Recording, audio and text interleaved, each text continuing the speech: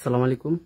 প্রিয় সহযোদ্ধা সহপাঠী যারা যেখান থেকে যুক্ত হয়েছেন আজকের এই হঠাৎ লাইভে আপনাদেরকে স্বাগতম জানাচ্ছি।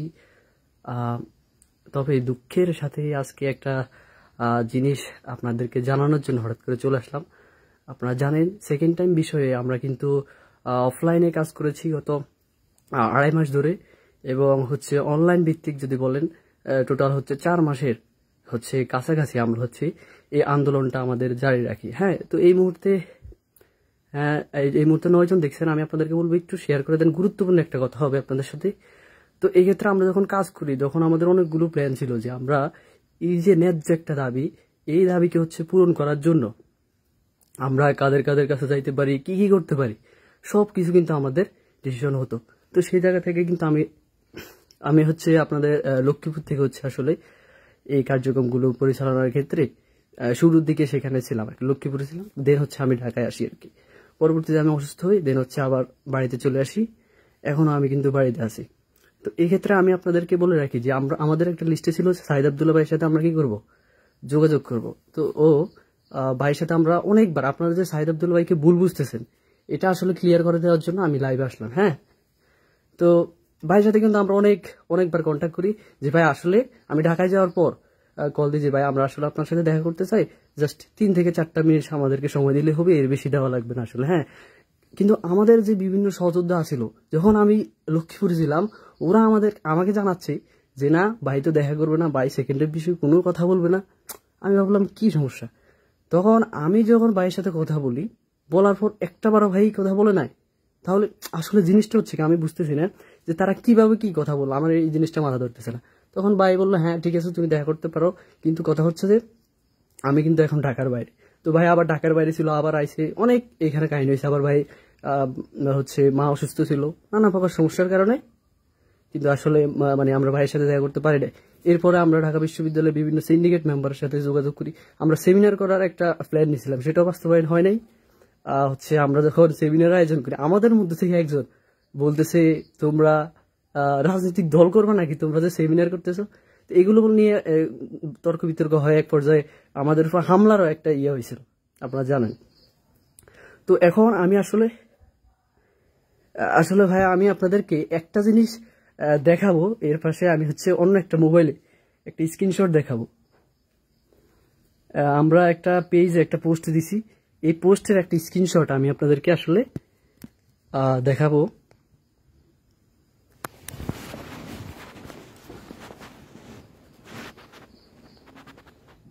হ্যাঁ, আপনারা পেজে পোস্টটা দেখতে পাচ্ছেন।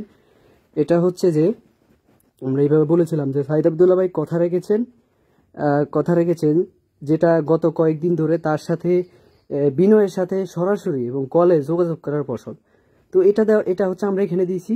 দেওয়ার পরবর্তীতে ভাই আমাদেরকে কমেন্টের মাধ্যমে, আমাদের পেজের এখানে কমেন্টের মাধ্যমে উনি যেটা জানিয়েছে, দেখেন এটা হ্যাঁ এটা দেখেন।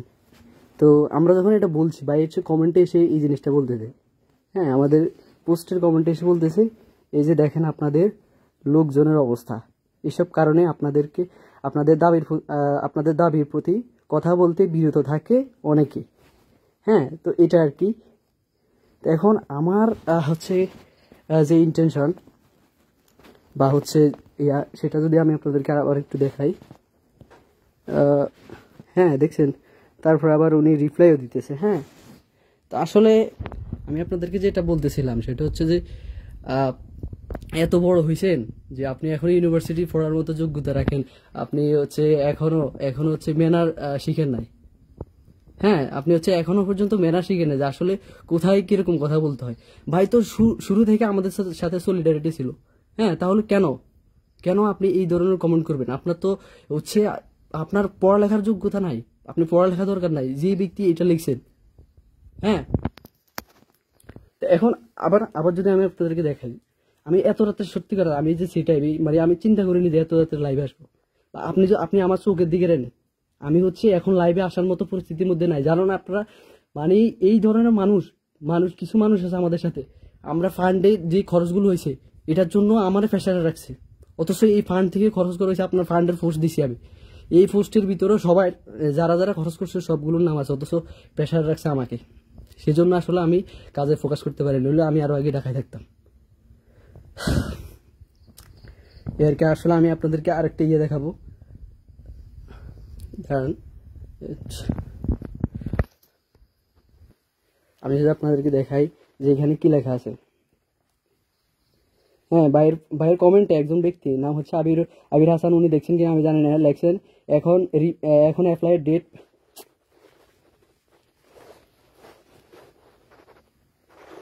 কি লেখছে দেখেন, এখন অ্যাপ্লাই ডেট পার হয়ে যাওয়ার পর আসতেছেন যুক্তি দেখাইতে, এতদিন ওয়াইফাই কানেক্ট হয় নাই, দেখেন যেটা ভালো মনে করেন। হ্যাঁ, তো দেখেন এই যে একটা ইউনিভার্সিটি পড়ার মতো যোগ্যতা রাখে, জানি না উনি হচ্ছে আসলে কোথায় পড়েন বা কি করেন আমি জানি না, কেন যে আসলে এই কমেন্টটা আসলে করেছে সেটা আমি আসলে বলতে পারি না। হ্যাঁ, কেন আসলে এই কমেন্টটা করেছে ভাই, কিন্তু শুরুতে আপনারা পেজে নজর রাখছেন, সব জায়গাতে জানা যে শুরু থেকে বাই সেকেন্ড টাইমের পক্ষে, এটা কিন্তু অনেক আগে দেশালো কিন্তু উনি এটার পক্ষে ছিল, এটা নিয়ে লেখালেখি করছে পত্রিকাতে, সেই জিনিসগুলো আমরা দিলাম। তো অলরেডি তো উনি লেখালেখি করছে। হ্যাঁ, উনি তো এমন না যে কোনো লেখালেখি করে না, উনি এটা নিয়ে লেখালেখি করছে। লেখালেখি করার পর আপনি বলতেছেন ওয়াইফাই নাই, এই নাই, সেই নাই, এগুলো কি বলতেছেন মানে। আর আরেকটা বিষয় আমি কিন্তু এর আগে লাইভে বলেছিলাম যে দেখেন যে অনলাইনে যারা থাকে এরকম, হ্যাঁ মানে বেশিরভাগ আমি আপনাদেরকে বলতেছি, এখন সেকেন্ড টাইমের কাজে হয়তো অনেকে এখন অনলাইনে থাকতেছে, কিন্তু আমি আপনাদেরকে বারবার বলছিলাম যে রিয়েল সেকেন্ড টাইমার আপনি বেশি পাবেন না অনলাইনে, বেশি মাত্র হয়তো সেকেন্ড টাইম নিয়ে কাজ করতে এসে অনেক মানুষ এখানে আমাদের সাথে যুক্ত হয়েছে, এখনো কাজ করতেছে রাতের পর রাত জেগে, কিন্তু হচ্ছে এই যে মানুষ কিন্তু রিয়েল সেকেন্ড টাইমার যেগুলো বলতেছি আমি ওইগুলা কিন্তু নাই, সেটা কিন্তু আপনি এখানে প্রমাণ পাইছেন। হ্যাঁ, তাহলে আপনি দেখলেন তো রিয়েল সেকেন্ড টাইমার না থাকলে যে ঝামেলাটা হয় সেই ঝামেলাটা এখানে ঘটছে। রিয়েল সেকেন্ড টাইমার হলো তো ভাইতে এভাবে বলতো না, আর ইউনিভার্সিটির পড়ার মতো যোগ্যতা থাকতো যদি বই ফুটতো বেশি, কখনো সে এমন গমন করতে পারতো না, কখনোই না। তাকে 10টা শব্দ জিজ্ঞেস করেন, পারবে না, 10টা শব্দ পারবে না। আমি তো ভাই মনে করি কি জানেন, আমি তো মনে করি যে কোন একটা আন্দোলনে নেতৃত্ব দেওয়া বা আন্দোলনে কিছু একটা করার আগে ওর একটা পরীক্ষা নেওয়া দরকার। মানে আমি হচ্ছে যখন এসএসসি পরীক্ষা দিই, অর্থাৎ ক্লাস 10-এ পরীক্ষা দিই, তখন আমি একটা মেসেঞ্জার গ্রুপ খুলি। ওই মেসেঞ্জার গ্রুপে প্রায় 200 জন মানুষ ছিল বা 250 জন ছিল। তখন আমি দেখতেছি যে আজে বাজে কথা হচ্ছে। এরপর আমি কি করছি, একটা পরীক্ষা নিয়েছি। হ্যাঁ, আমি ফিনান্সের একটা অঙ্কের একটা পরীক্ষা নিচ্ছি, যে তুমি যদি এটা পাস করো তাহলে আমি তোমাকে জয়েন করাবো। তো এর মাধ্যমে কিন্তু আমি বেস্ট মানুষগুলোকে পাইছি। এবং এই যে সেকেন্ড টাইম আন্দোলনের যে গ্রুপ, ওই গ্রুপটার মধ্যেও কিন্তু অনেকে আছে। এখন পর্যন্ত এই যে রিয়েল মানুষগুলোকে পরীক্ষা নিয়ে যে আমি গ্রুপে ঢুকাইছি, এই মানুষগুলোর সাথে এখনো পরিচয় আছে। ওইখানে প্রায় 7 থেকে 8 জন হবে, প্রায় 200 জন থেকে পরীক্ষা দিয়ে টিকছে, তারাই কিন্তু আমার সাথে যুক্ত আছে। তো আমি আপনাদেরকে বলবো আসলে কোনো যদি গ্রুপ খোলেন বা মানে অনেকে খোলে যে আমরা একটু স্টাডি করবো, আপনার মেসেঞ্জার গ্রুপে যুক্ত হন। এই টাইপের কিছু যদি আসলে করতে চান, করা আসলে দরকার না এগুলো, অনলাইন থেকে বিরত থেকে অনলাইনকে সঠিকভাবে ব্যবহার করে যদি আপনারা পড়ালেখা চালাতে পারেন তাহলে দিস ইজ দ্য বেস্ট। কিন্তু যদি